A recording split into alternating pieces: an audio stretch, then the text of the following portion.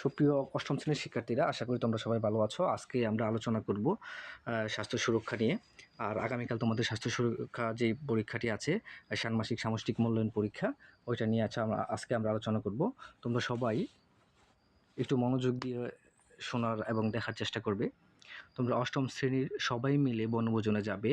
বিদ্যালয়ে কয়েকজন শিক্ষক তোমাদের সাথে থাকবেন, কিন্তু আয়োজনের সব দায়িত্ব তোমরা নিবে বলে ঠিক করেছো। তোমরা শিক্ষকবৃন্দের সাথে একটা মিটিং করে আয়োজনে কী কী বিষয়ে প্রস্তুতি নিতে হবে তার একটি তালিকা করে নিয়েছ এবং কয়েকটি কমিটি করে তোমাদের মধ্যে দায়িত্বগুলি ভাগ করে নিয়েছ। তোমার উপর দায়িত্ব পড়েছে বনভোজনের দিনে খেলাধুলা ও বিনোদনের আয়োজন করা। এছাড়াও সার্বিক দেখাশোনার দায়িত্ব পড়েছে তোমাদের কয়েকজনের উপর। তোমরা পুরো আয়োজনের নাম দিয়েছ আনন্দধারা। আনন্দধারা আয়োজনকে দায়িত্ব নিয়ে এগিয়ে যাওয়ার জন্য তোমাকে কিছু পরিস্থিতির মধ্য দিয়ে যেতে হবে। তুমি সেই পরিস্থিতি অনুযায়ী কিছু কার্যক্রম সম্পাদন করবে, আর এভাবেই তোমাদের আয়োজন সবার জন্য বয়ে আনবে সত্যিকারের আনন্দ। তাহলে শুরু করা যাক। কাজ এক। কাজ এক যেটি, এটি হচ্ছে একক কাজ। বনভোজনের দিনে কি কি খেলা যায় এই বিষয়ে বা এইটি নিয়ে তোমরা সবার মধ্যে, আমি আমার মতো করে বলছি, তোমরা সবাই একটি বুটের আয়োজন করেছো এবং সেই বুট দিয়ে তোমরা ঠিক করেছো যে তোমরা দাঁড়িয়া বান্ধা খেলবে। চোখ বেঁধে ছবির কপালে টিপ দেওয়া এবং সাঁতারের আয়োজন করা হবে। সাঁতার নিয়ে প্রথমে শিক্ষকদের আপত্তি ছিল। তোমরা সব ধরনের প্রস্তুতি নিয়ে যাবে, প্রতিশ্রুতি দেওয়ায় অনুমতি দেওয়া গেল। তুমি ঠিক করলে আগে থেকেই প্রস্তুতি নিয়ে রাখবে, সেই সমস্যায় যাতে পড়তে না হয়, যেন তোমাদের সমস্যায় পড়তে না হয়। নিচের প্রশ্নগুলোর আলোকে তোমার প্রস্তুতির কাজের তালিকা খাতায় লিখো। এখানে একটি সমস্যা যে পড়লে কী করবা, ওই ছকটা দেওয়া আছে, তোমাদের এই ছকটা পূরণ করতে হবে। যারা সাঁতারের অংশগ্রহণ করবে তাদের প্রস্তুতি ও সুরক্ষার জন্য তুমি কী কী কাজ করবে, এই পাঁচটা যেটা আছে এই পাঁচটাতে লিখতে হবে। তোমরা ওই কী কী কাজ করবে সুরক্ষার জন্য, প্রস্তুতির জন্য, প্রস্তুতি হিসেবে সুরক্ষার জন্য কী কী কাজ করবে। এবং এই পাঁচটাতে এদিকে লেখা আছে তুমি যে কাজগুলো করার সিদ্ধান্ত নিলে তার কারণ কী। এটা হচ্ছে উত্তর, তোমাদের লিখতে হবে। এটা হচ্ছে একক কাজ। কাজ দুই, দলগত কাজ। শিক্ষকের নির্দেশনা তোমরা দল গঠন করেছ। এবার দলের নিজের খাতায় লেখা কাজের তালিকা নিয়ে নিচের বিষয়গুলোর আলোকে আলোচনা করো। কী চিন্তা থেকে তারা নিজেদের কাজগুলো ঠিক করেছে, অন্যরা যে কাজগুলোর তালিকা করেছে তার মধ্যে কোন কোন কাজের সাথে তুমি একমত এবং এর কারণ কী। কোন কাজগুলোর সাথে একমত নও এবং এর কারণ কী। প্রস্তুতির কাজগুলো করতে কারোর সহযোগিতা প্রয়োজন আছে কি এবং কার সহযোগিতা প্রয়োজন তা জানতে চেয়েছে। জরুরি প্রয়োজনে সহযোগিতা পাওয়ার জন্য কি করা যেতে পারে, এটি হচ্ছে দলীয় কাজ। আর এরপরে যে কাজটি আছে 3 নম্বর কাজ, এটি হচ্ছে একক কাজ। এবার নিজের জায়গায় ফিরে যাও, এবার দলের অভিজ্ঞতা কাজে লাগানোর পালা। তাহলে খাতায় লিখে নাও দলের আলোচনা থেকে কোন নতুন বিষয়গুলো সম্পর্কে তুমি জানলে। এখানে বলা হয়েছে দলের যে আলোচনা করা হয়েছে এই আলোচনা থেকে কোন নতুন বিষয়গুলো সম্পর্কে তুমি জানতে পারলে। আচ্ছা, এবং এই কাজগুলি তোমার প্রস্তুতিতে কী ভূমিকা রাখবে। যে কাজগুলি দেখেছো ওই কাজগুলি তোমার প্রস্তুতিতে কী ভূমিকা রাখবে। তোমার খাতায় চূড়ান্ত তালিকাটি তৈরি করো এবং তোমার খাতার মধ্যে চূড়ান্ত তালিকাটি প্রস্তুত করো। আচ্ছা, এখন হচ্ছে কাজ 4, এটাও একক কাজ।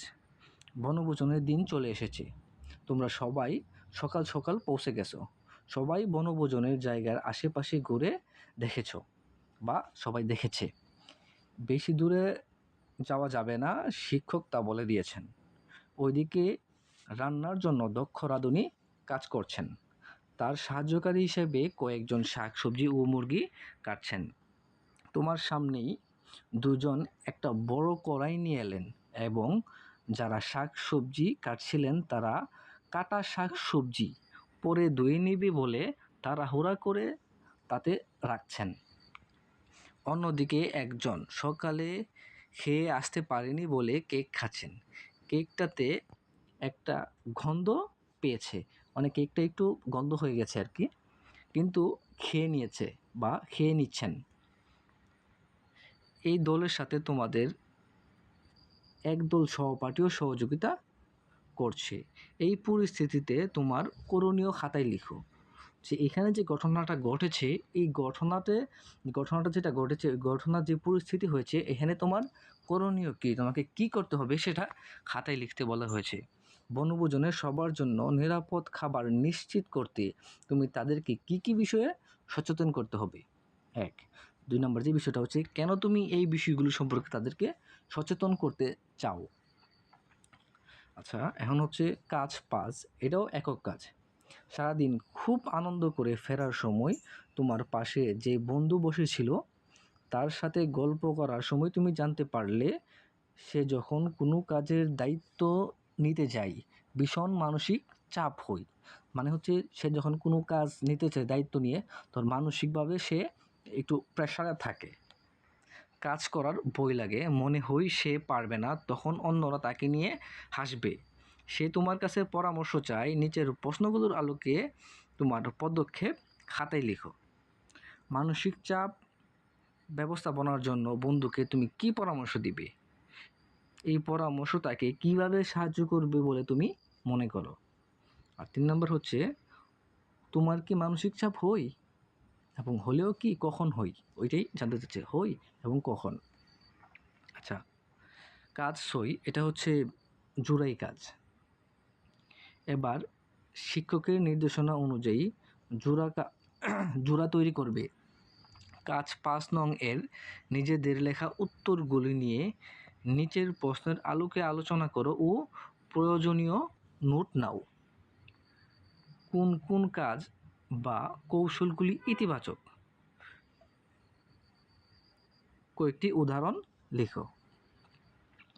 তোমার উল্লেখ করা নেতিবাচক কাজ বা কৌশলগুলি শরীরের ও মনের কী ধরনের প্রভাব ফেলবে? মানসিক চাপের পরিস্থিতিতে প্রয়োজনে কার কাছে সহযোগিতা পাওয়া যেতে পারে? আচ্ছা, এখন হচ্ছে কাজ 7, এটা হচ্ছে একক কাজ। দলগত আলোচনার অভিজ্ঞতা থেকে নিচের প্রশ্নগুলির উত্তর লিখো। বন্ধুদের কাছ থেকে পাওয়া নতুন কোনো ইতিবাচক কৌশল বন্ধুদের কাছ থেকে পাওয়া নতুন কোন ইতিবাচক কৌশল তুমি নিজের মানসিক চাপ ব্যবস্থাপনায় পরবর্তীতে ব্যবস্থা করতে চাও, তার একটি তালিকা খাতায় লিখো। এই কৌশলগুলি ব্যবহারের ফলে তোমার জীবনে কী ফলাফল আসবে বলে তুমি মনে করো? নিজেকে সুরক্ষিত রাখতে মানসিক চাপ নিয়ে সকলের জানা প্রয়োজন এমন 3টি মেসেজ লিখো। আচ্ছা, বনভোজন শেষে আনন্দ নিয়ে নিরাপদে বাড়ি ফিরে আসা হলো। আনন্দ দ্বারা আয়োজনের সবগুলো কার্যক্রম শেষ করার জন্য ধন্যবাদ। এই ছিল হচ্ছে তোমাদের আজকের যেই পরীক্ষার যে প্রশ্নটা, এটা ছিল আজকে তোমাদের প্রশ্ন। তো দেখা হবে আগামীতে কোনো একটা ভিডিওতে, নতুন কোনো ভিডিওতে। সে পর্যন্ত তোমরা ভালো থেকো, সুস্থ থেকো। আল্লাহ হাফেজ।